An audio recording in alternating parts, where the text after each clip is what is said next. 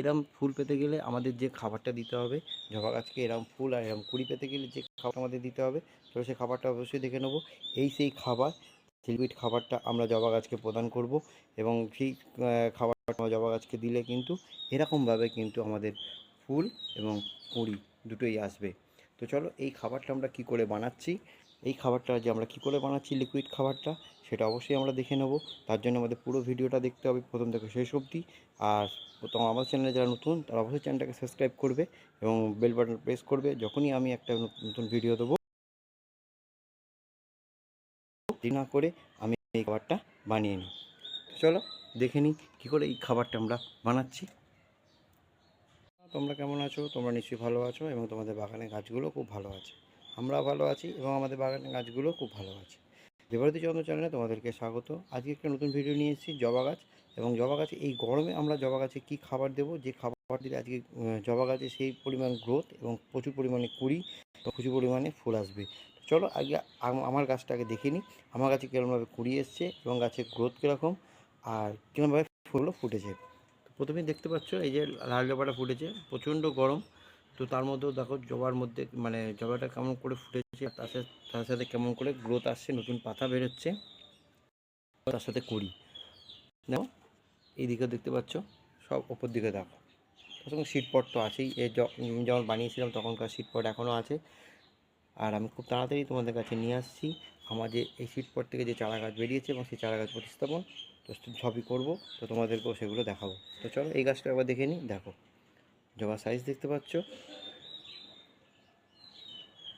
আর এই এত সুন্দর গ্রোথ এবং দেখো কোনো পাতায় কোনো রকম দাগ নেই, কোনো মিলিবাগ সাদামাছি কিচ্ছু নেই, একদম ঝাঁ চকচক করছে পাতা এবং গাছের গ্রোথ, গাছের হেলথ দেখেই বুঝতে পারছো।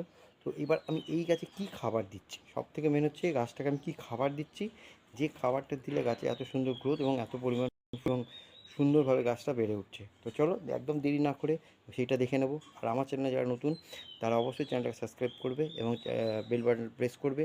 আমি যখনই একটা নতুন ভিডিও দেবো তোমাদের কাছে নোটিফিকেশান পৌঁছে যাবে। আর জবা গাছ সঙ্গে যদি কোনো রকম প্রশ্ন থাকে অবশ্যই আমাকে কমেন্ট করবে, আমি তার উত্তর দিয়ে দেবো। তো চলো একদম দেরি না করে গাছটাকে দেখে নিই। তো দেখতেই পাচ্ছ আমার গাছ দুটো আছে 20 ইঞ্চি যে জলের ড্রাম হয় সেই ড্রামের মধ্যে রেখেছি আমি গাছগুলোকে।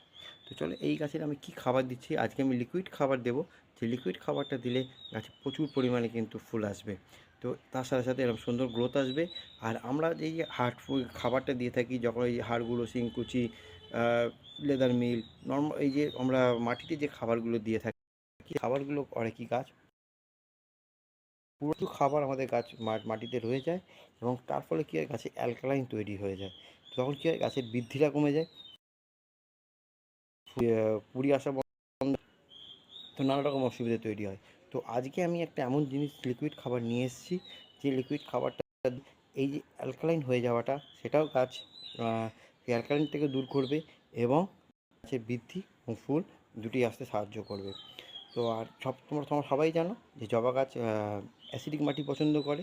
তো অ্যাসিডিক যখনই আমাদের মাটি অ্যাসিডিক হয়ে যাবে, যখন মানে অ্যালকালাইন থেকে যখনই সেটা অ্যাসিডিকে পরিণত হবে, সঙ্গে সঙ্গে কিন্তু গাছের বৃদ্ধি ফুল সব আসবে এবং গাছের গ্রোথ সবই আসবে, যা আমার গাছে যেমন এসছে। তো চলো আর দেরি না করে আমি একদম কী খাবারটা দিচ্ছি আমরা সেটা চলো দেখে নিই।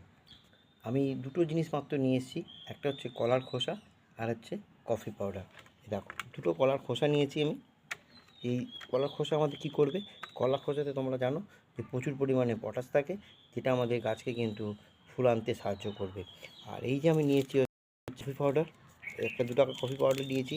তোমরা জানো কফি পাউডারের মধ্যে অ্যাসিডিক ভাব থাকে, যে অ্যাসিডিকটা করবে কি গাছকে অ্যালকালাইন থেকে দূর করবে, গাছকে মাটিকে অ্যাসিডিক করবে এবং সেটা গাছকে বৃদ্ধি করতে সাহায্য করবে এবং গাছে ফুল আনতে সাহায্য করবে। তো চলো আমরা এটা কী করে করছি সেটা দেখে নিই। বন্ধুরা আমি এর জন্য নিয়ে নিয়েছি 1 লিটার জল। 1 লিটার জলের মধ্যে আমাদের কাছে যে কলার খোসাটা আমি নিয়েছিলাম, এই যে কলার খোসা দুটো আমি কিন্তু এর মধ্যে ভিজতে দিয়ে দেবো। এটা অন্তত 2 দিনের জন্য ভিজতে দেবো। 2 দিন পর ফিরে এসে আমরা এর সঙ্গে যে কফি পাউডারটা নিয়েছি সেটা মেশাবো, মিশিয়ে আমরা তার সঙ্গে আর কী কী দিচ্ছি দিয়ে কিন্তু গাছকে আমরা খাবার প্রদান করছি, চলো সেটা দেখে নেব। হ্যাঁ বন্ধুরা 2 দিন পর ফিরে এলাম। তো এর মধ্যে যে আমরা কলার খোসাটা আমরা ভিজতে দিয়েছিলাম, সেই দেখো ভিজে কিন্তু জলের কালারটা কিন্তু এরকম এসছে, দেখতে পাচ্ছ। এবার এর মধ্যে আমরা করব কি, যে কফি পাউডারটা নিয়েছিলাম তোমাদের, সেই কফি পাউডারটা কিন্তু এর মধ্যে আমরা কিন্তু ছিঁড়ে দিয়ে দেবো।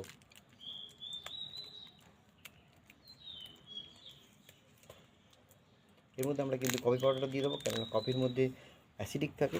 এবার সেইটা কিন্তু আমরা গাছকে যখনই দেবো, গাছের মাটি কিন্তু এটা অ্যাসিডিক থেকে মানে অ্যালকালাইন থেকে কিন্তু অ্যাসিডিকে পরিণত হয়ে যাবে। তো প্রথমে আমরা করব কি, এটা আমরা কিন্তু একটা জায়গায় কিন্তু সুন্দর করে ছেঁকে নেব। আমরা কিন্তু একটা বোতল নিয়ে নিয়েছি, এর মধ্যে কিন্তু এই জলটা আমরা কিন্তু আস্তে করে সুন্দর করে কিন্তু ছেঁকে নেব।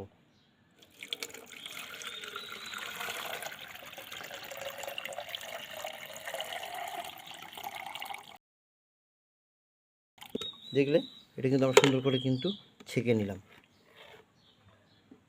এবার এটার মধ্যে আমরা করবো কি, এই যে আমরা কফি পাউডারটা নিয়েছিলাম সেটার মধ্যে কিন্তু আমরা দিয়ে দেবো, দিয়ে কিন্তু খুব সুন্দর করে কিন্তু গুলিয়ে নেব।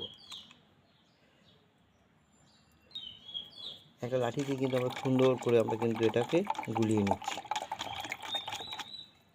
দেখতে পেলে সুন্দর একটা কালার তৈরি হয়েছে, দেখতে পাচ্ছ খুব সুন্দর একটা কালার তৈরি হয়েছে।